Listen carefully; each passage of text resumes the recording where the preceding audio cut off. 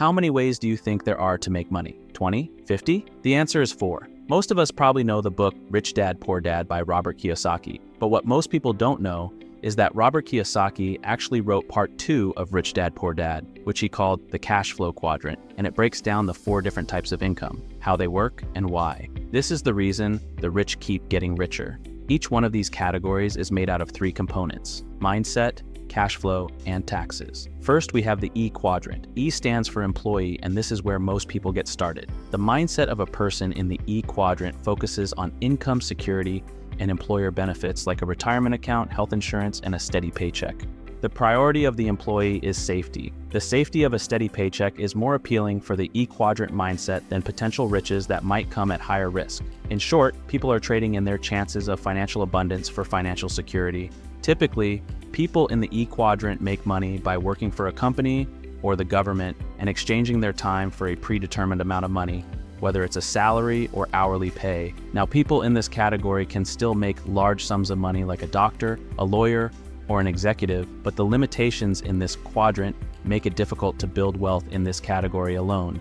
In this quadrant, an employee typically doesn't have much control over how much money they will get paid, so increasing their own income becomes more difficult since their boss controls their salary and the decision to increase their employees' income. A person in this category can only rely on themselves to produce more income, and there are only a few ways to increase their income, which is normally to go back to school and find a better paying job or hope and pray for a future raise or promotion. Then there are taxes. In this category, taxes are very straightforward. An employee works, taxes are taken out, and only after taxes are taken, the employee gets their money. I hate to say it, but there is very little someone in this category can do to lower their taxes. The most someone can do in this category is to defer some of their taxes for later, like when someone puts money in a retirement account like a 401k or a traditional IRA.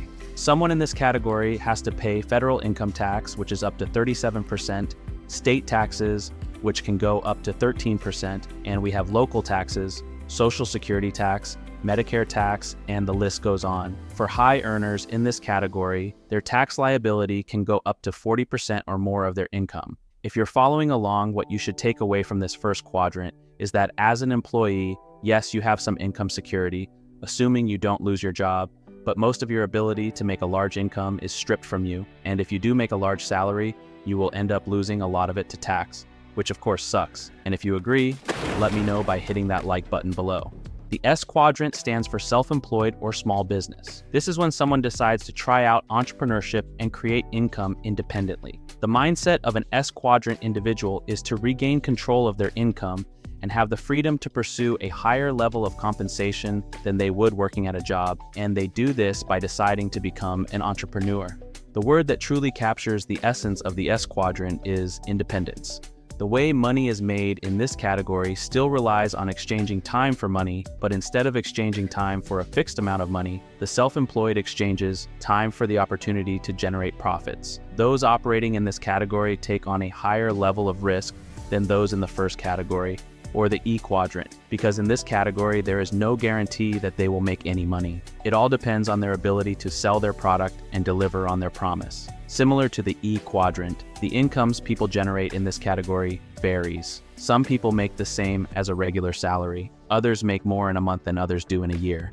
Taxes in this category have a little more flexibility since people in this quadrant can deduct expenses that are related to their work as tax write-offs, but people in this category still have to pay income tax, state tax, and local tax if applicable. Self-employed individuals actually end up paying more money for Medicare and Social Security tax than the first category, because when someone is an employee in a company, this tax is split between the employer and the employee, each paying half. But when someone is self-employed, they are acting as both the employer and the employee, which means they carry both sides of this tax liability.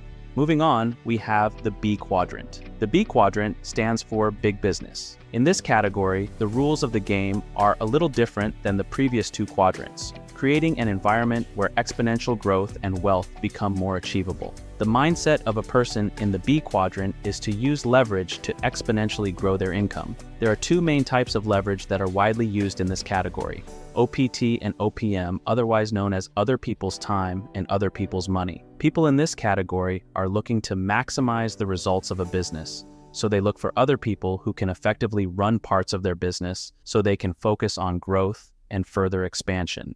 Unlike the self-employed, the day-to-day operations of the business are no longer part of the B quadrant schedule, but instead the day-to-day tasks are taken care of by a system or someone else. And if you want to learn more about earning an income passively, make sure you subscribe because I'll be talking more about that in upcoming videos. If you ask me, the key word that embodies this quadrant is leverage.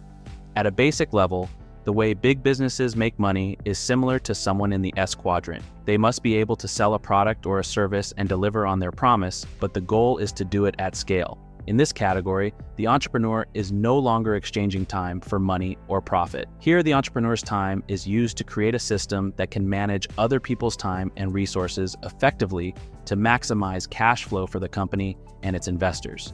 And this system needs to work independently from the entrepreneur. This makes the business a cash-flowing asset.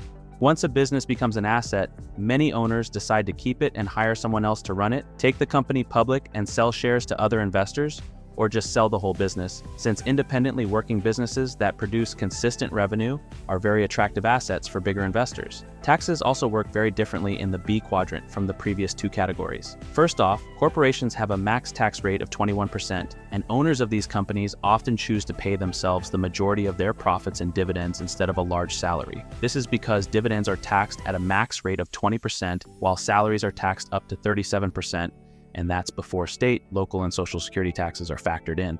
Companies also have the ability to move locations to take advantage of more desirable tax laws. Why do you think many business people move to Puerto Rico? Sure, it might be the tropical beaches, but it might be because Puerto Rico has a 4% corporate tax rate and no income tax capital gains tax or dividend income tax. The tax loss in this category also makes debt act similarly to an asset. Companies can use debt to spend more money on growing their business than they actually make in profits, leaving their taxable income to be zero or even report a loss, which then can be rolled over to reduce future tax bills. Not only that, but companies can roll over all debts into new debts. This allows businesses to essentially delay debt payments indefinitely since they can keep using net debt to pay off all debt. Companies can also take advantage of write-offs and credits available only to companies and institutions. Here is where businesses can get really creative since there are many tax credits that business can take advantage of. One of the craziest examples of playing the tax code is Donald Trump. After his first wife passed away, Trump buried her in one of his golf courses. A bit of an odd choice if you ask me. This is until you realize that this qualifies this golf course as a cemetery